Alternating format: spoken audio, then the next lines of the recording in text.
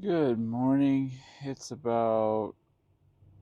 6:45 on a Tuesday morning out here in western Idaho.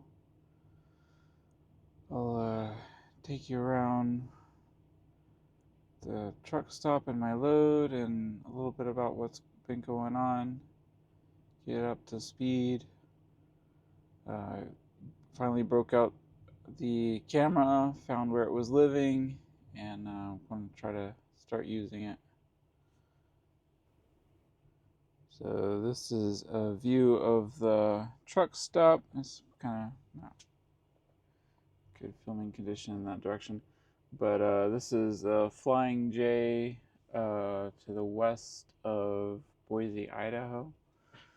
It's a bit of a mess. I'm glad I got here when I did. I got here a little early, around 2 o'clock in the afternoon. I was able to find a spot. You'll see it when I get out. It's not really. It's lined as if it's not a spot, but it works as a spot. It's pretty a good spot. But it was like one of the only ones left that was easy to get into. A lot of these other ones, I mean, you can even see. Well, these guys aren't bad because it looks like it might be bad to do like double park there, but there's actually like a drop off and like a curb over there.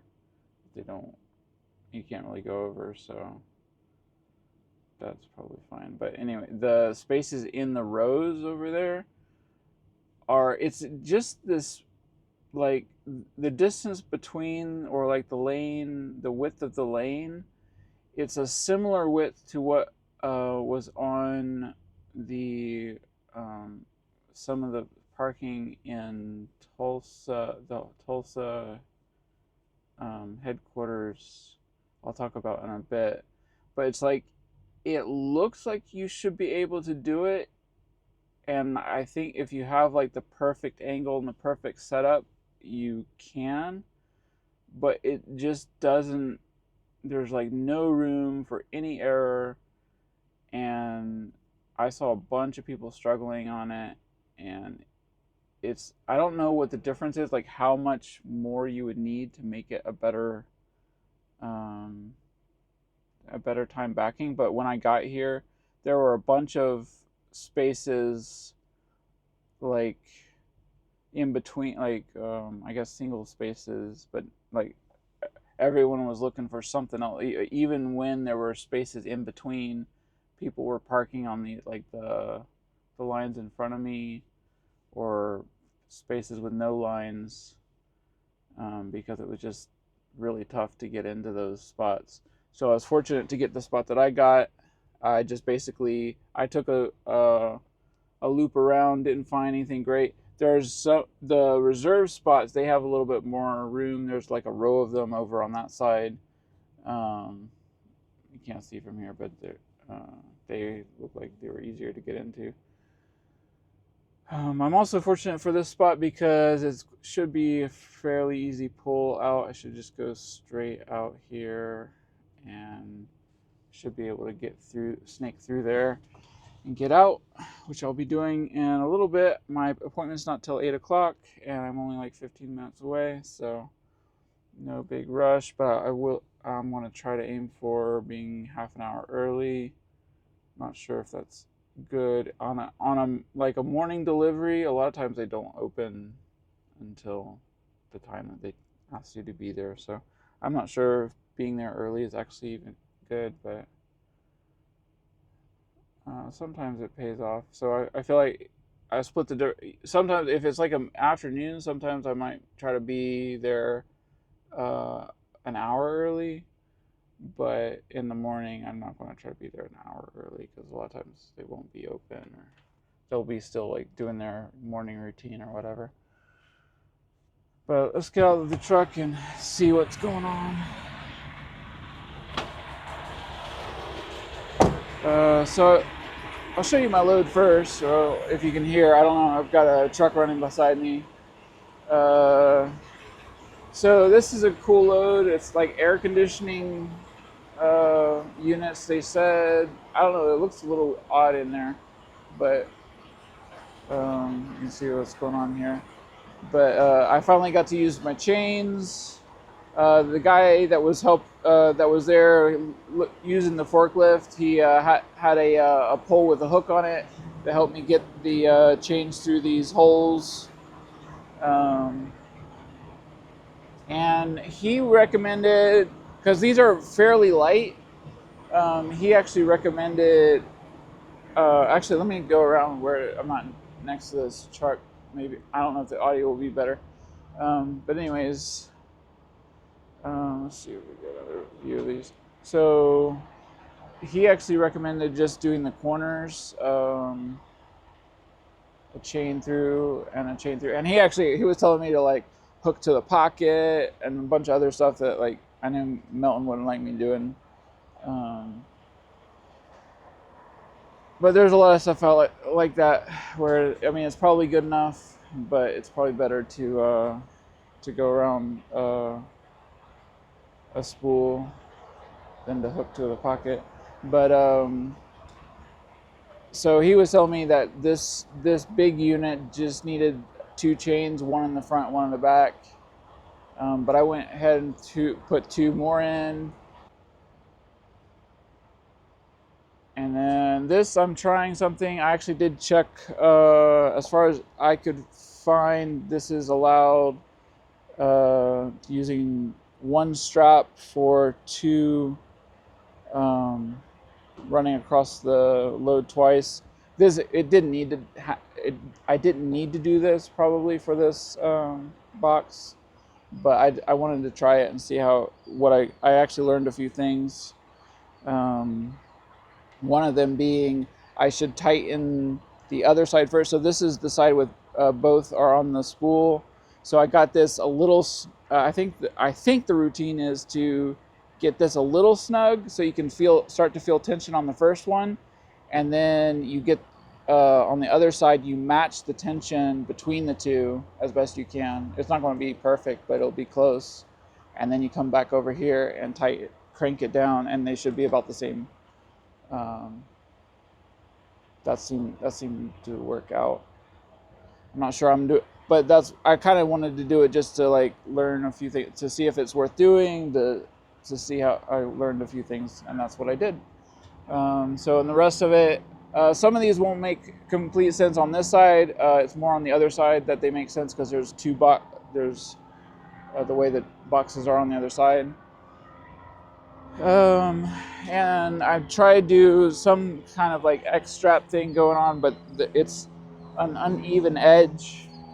So I've at least got something crossing underneath and on top of both. So on top and underneath. And I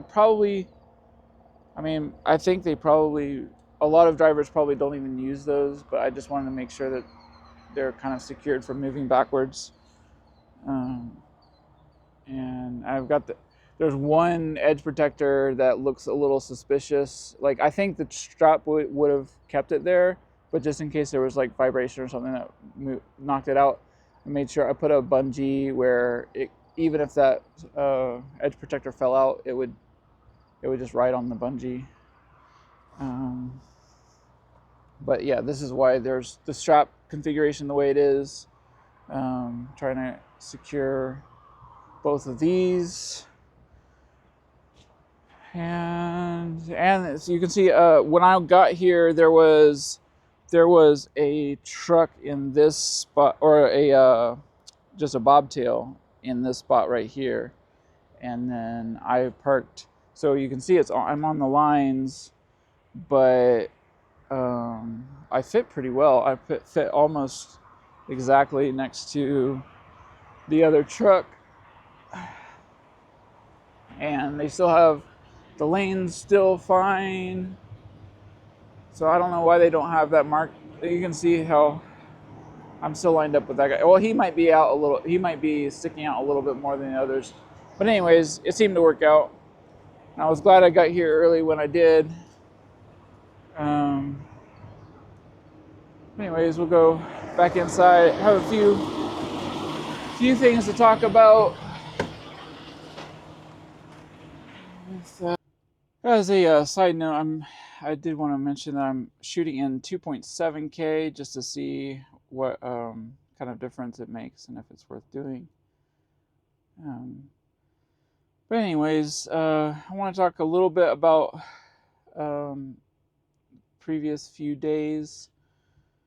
I did end up going by Tulsa, which was it was useful. I needed the tool for placing the edge protectors.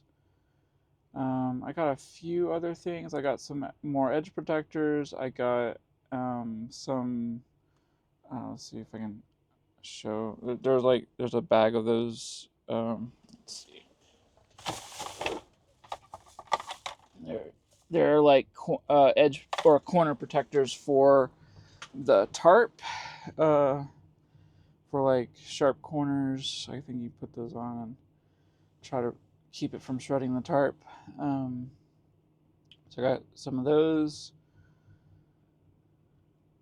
I managed to find like a handful of extra bundies, but the bucket that where the used ones go was almost completely empty. But I got enough to use on all the bungees that I have wrapping up the chains on the binders. Those are from that old used bucket. And then I do actually have a handful of bungees that I had bought for my previous job, just because I just had some. But anyways, got a few things, but I guess I guess the thing I want to talk about is it was a little discouraging going to Tulsa. It was stressful, and um, I guess it. I don't think it will be as bad now. I think what kind of made it worse was my expectations were not adjusted properly. Um, I was hoping of it that it would be kind of an oasis, like a place where you go and things are right and you can get things right, and uh, it wasn't like that. When I got there, it was kind of late, but there were several people looking for parking, and a lot of spaces are filled up. Like I don't know, yeah, there's a lot. There's clearly some problems going on there. I don't know how long they've been going on, or if they're being addressed, but there's an issue parking there, and the drivers are struggling to find a place to park, and like there was like one open spot, but it was kind of, it didn't look as tight as it felt when I tried backing into it, and I tried backing into it twice. Was getting, I don't know, it wasn't working out. I think you have to get a perfect setup and perfect back to make it work. I I couldn't. It didn't feel like I had room to adjust once I had started the backing maneuver. And I saw then somebody else as I was coming around again. Somebody else started trying, and he was struggling too. It took him a while, so it wasn't just me that was struggling. But I ended up. Well, I was like trying to find everywhere that it looked like you're supposed to park was completely filled up. So it was like all the how do I park somewhere I'm not supposed to park?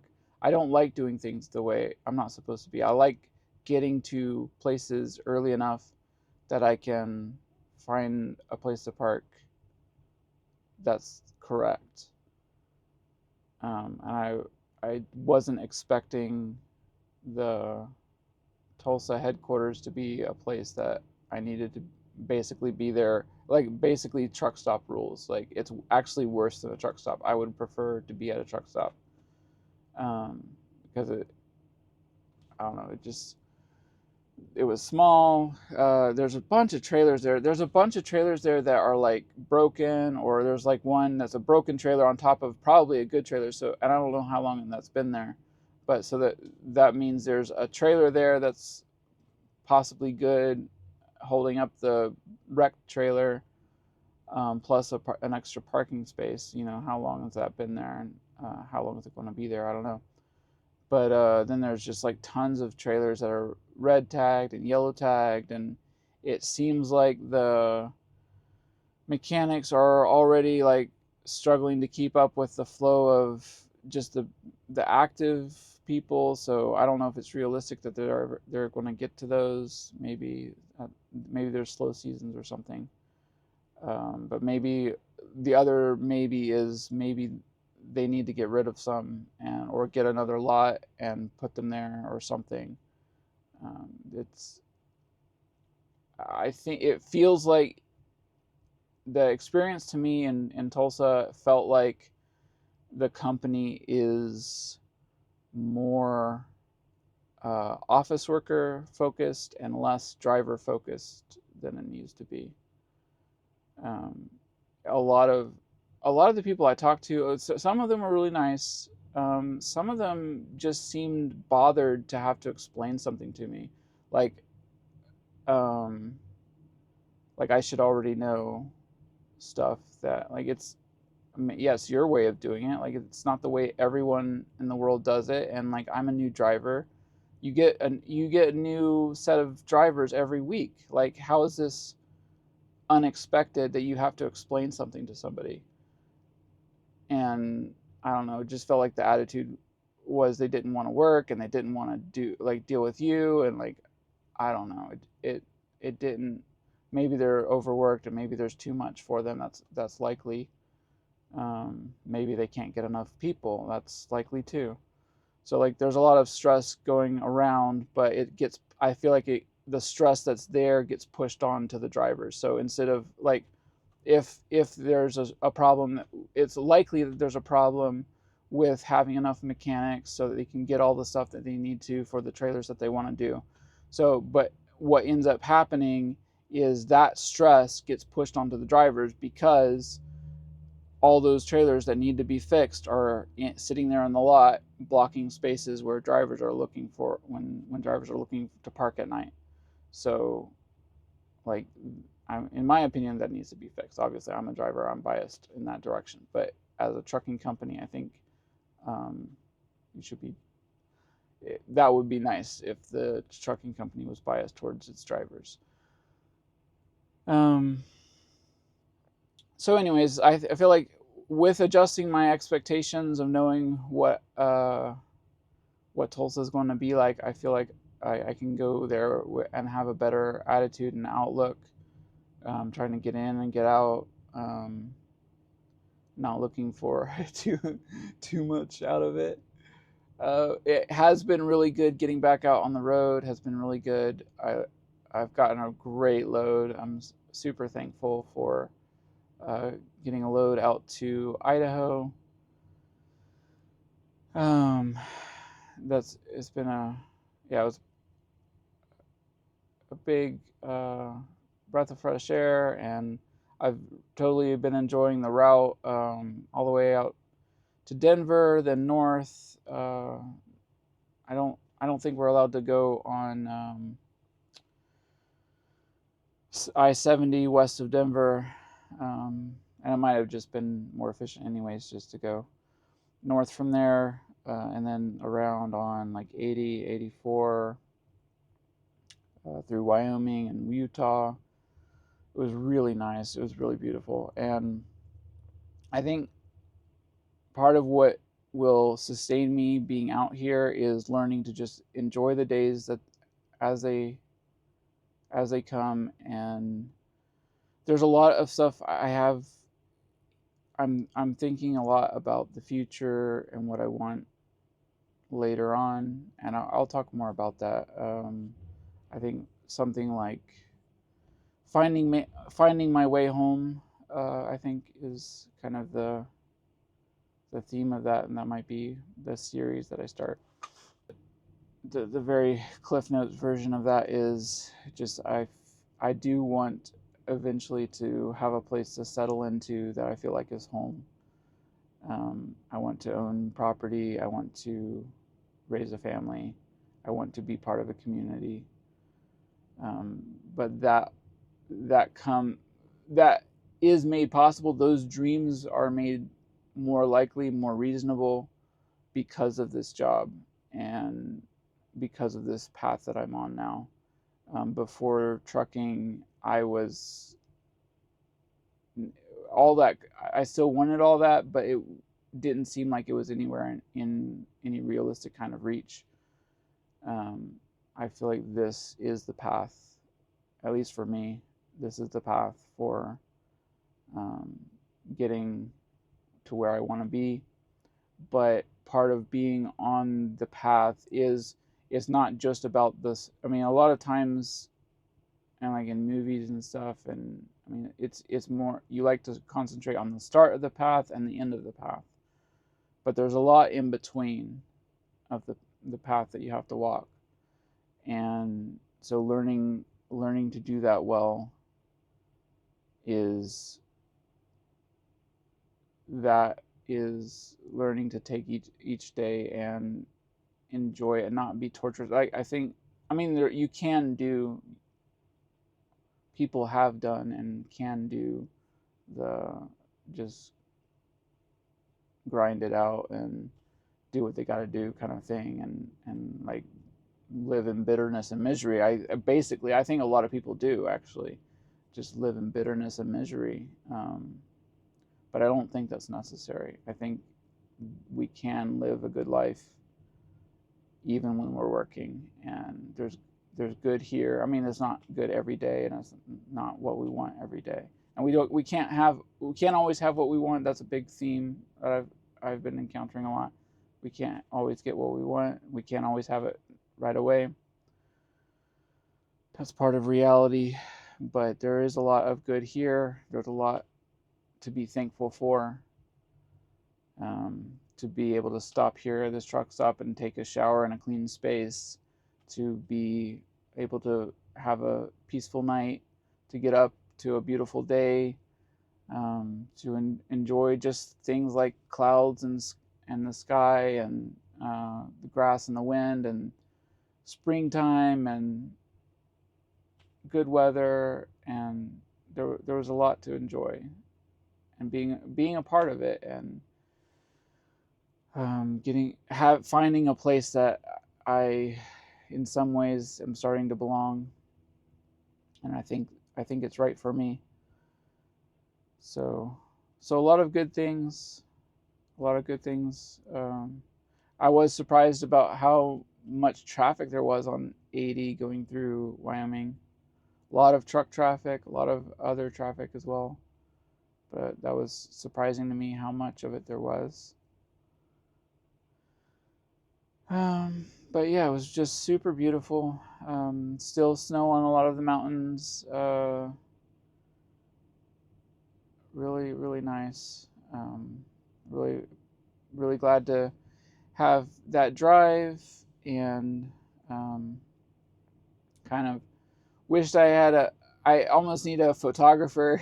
There's just so much. I mean, I try to just enjoy it and take it in, know that it's still there. I can come back and photograph it later.